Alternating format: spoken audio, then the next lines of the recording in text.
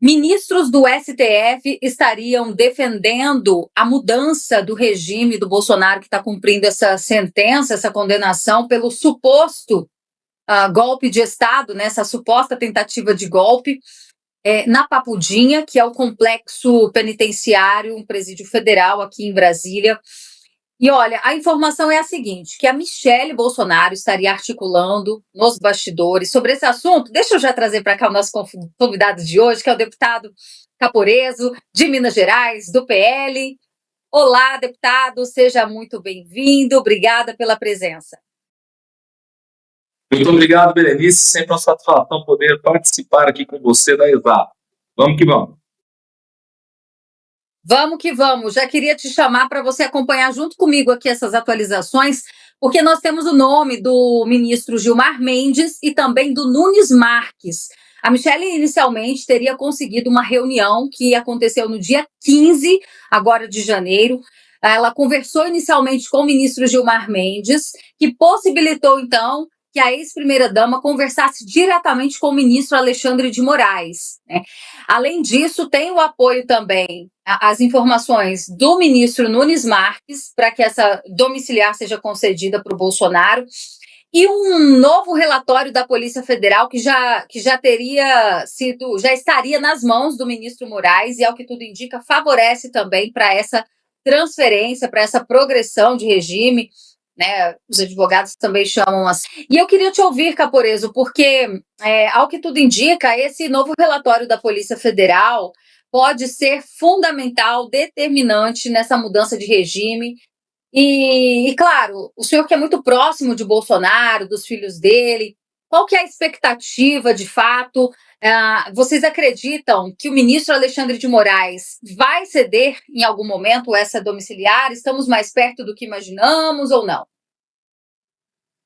A primeira coisa que eu falo é o seguinte: precisamos parabenizar a nossa eterna primeira-dama, dona Michelle Bolsonaro, pelo trabalho que ela está fazendo de diálogo junto ao STF. Esse trabalho é muito importante e só ela poderia fazer dessa maneira, né? Porque é a esposa que está lutando pelo marido idoso, com diversas comorbidades, né? E para fazer valer o seu direito. Ele tem, sim, juridicamente falando, de maneira técnica, o direito a ir para domiciliar.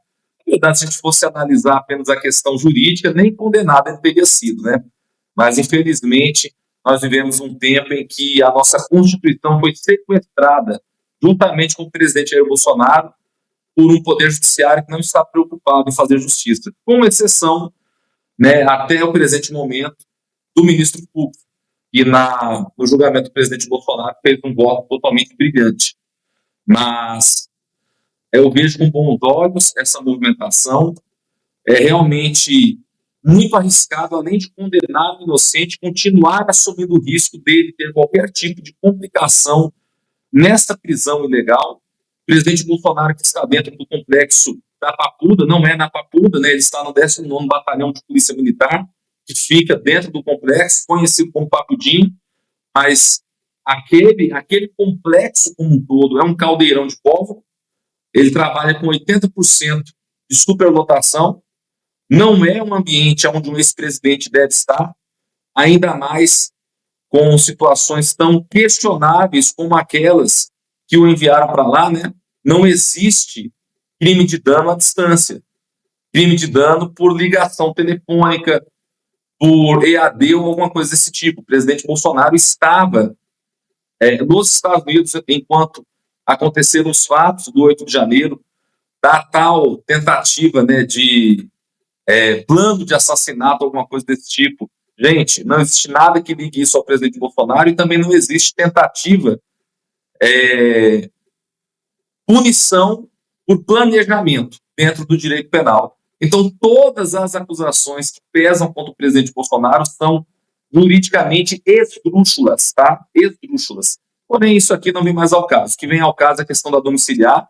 E eu espero, sinceramente, que o presidente Bolsonaro possa, em breve, estar em sua casa, que é o melhor ambiente para ele, nesse momento, diante dos grandes problemas de saúde que ele enfrenta. O presidente Bolsonaro é um verdadeiro herói, cujo único crime foi sonhar no Brasil sem corrupção.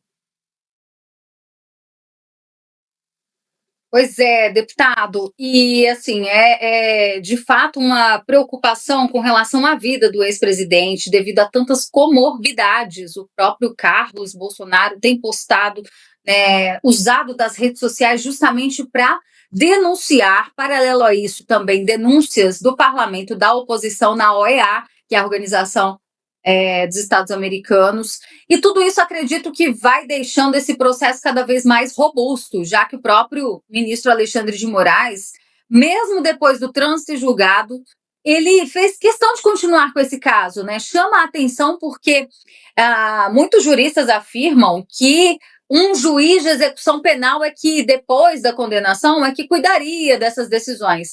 Mas o ministro Moraes faz questão de manter tudo sob o seu guarda-chuva, né? Interessante. E agora, recentemente, ele também solicitou uma mudança na rotina do ex-presidente. Ele queria saber, na verdade, os detalhes, com quem ele estaria fazendo caminhadas, porque saiu uma notícia, né, de que pela manhã o ex-presidente tinha contato com Silvinei Vasquez, o ex-diretor da PRF, com o próprio Anderson Torres, porque ambos também estão presos lá na Papudinha. E aí, logo depois disso, vem uma nova decisão do ministro, né, falando que as caminhadas, que tudo tem que ser avisado antes. O senhor vê esse tratamento, essa necessidade, né, que o ministro Alexandre de Moraes tem de cuidar pessoalmente das questões que envolvem o ex-presidente? Berenice, muito mais do que qualquer jurista tomar uma posição nesse sentido. Nós precisamos simplesmente cumprir a lei. A lei no Brasil precisa ser cumprida. O Brasil é um país que é signatário de tratados de direitos humanos desde 1948. São diversos tratados importantes, como a Declaração Universal dos Direitos Humanos e o Pacto de São José da Costa Rica. Nesses tratados está claramente posto que não haverá tribunal de exceção, que o princípio do juiz natural é um princípio que deve ser observado. Quem está em casa assistindo, o que é o tribunal de exceção? Você não pode criar uma lei apenas para julgar um caso específico. A lei, ela deve existir para todos. Isso é algo que transcende a esfera ideológica. Não interessa se você é de esquerda, se você é de direita ou se você é de centro. A lei tem que ser igual para todos. É assim que nós evitamos abusos, arbítrios e despotismo, tá? Então, a lei ela foi utilizada de uma maneira totalmente diferente para o presidente Bolsonaro. Agora vamos para o princípio do juiz natural. Esse princípio fala algo totalmente óbvio. Eu estou falando aqui é o elementar, é teoria geral do direito, é aquilo que qualquer aluno do primeiro período de direito sabe. Um juiz não pode ser vítima e julgador no seu próprio processo. Um juiz não pode julgar sua própria causa.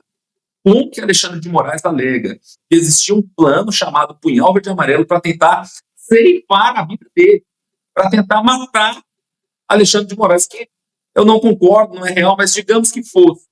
Ele poderia julgar esse caso? Qual é o jurista no mundo que vai defender esse absurdo? Eu desafio qualquer jurista de qualquer espectro ideológico a defender esse ponto, tá? Isso aí foi rasgar o nosso artigo 5º, rasgar a nossa Constituição, rasgar os tratados de direitos humanos do Brasil signatário. Agora o Alexandre ele vai além. Ele não é apenas vítima e julgador. Ele agiu muitas vezes como promotor, fazendo a parte acusatória, né? Ele direcionou o trabalho de investigação da Polícia Federal e agora ele executa a pena. O cara é o juiz Dredd do filme do Stallone, ele faz tudo, entendeu? Então isso aí é esculhambação do nosso direito. Nós temos, nesse sentido, uma OAB que só serve para cobrar anuidade para os seus associados.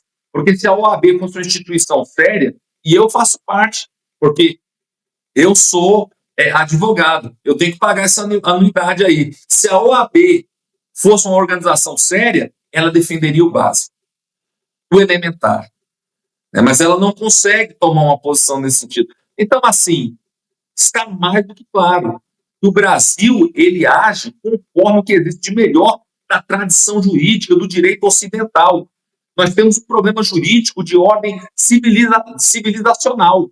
É a nossa civilização ocidental, o nosso direito inteiro, que está sendo frontalmente rasgado, atacado por Alexandre de Moraes. Então, assim, com que cara um professor chega na faculdade de Direito e explica princípios tão elementares como esses para os seus alunos? O juiz natural tem que ser observado. Depois de Alexandre de Moraes? É sério isso? Então, assim, eu acho interessante a conveniência, a maneira cúmplice com que o governo Lula não critica toda essa situação, porque é diretamente favorecido por ela. Então, assim, pau que dá em Chico, não dá em Francisco. Eu espero, sinceramente, que a gente possa melhorar logo a situação do presidente Bolsonaro, mas tenho certeza, tudo que aconteceu aqui está registrado nos anais da história, tá bom? E a história vai fazer justiça a esse homem injustiçado chamado Jair Bolsonaro. Porque, eu repito, o que existiu aqui no Brasil através desse processo foi a falência total do direito brasileiro.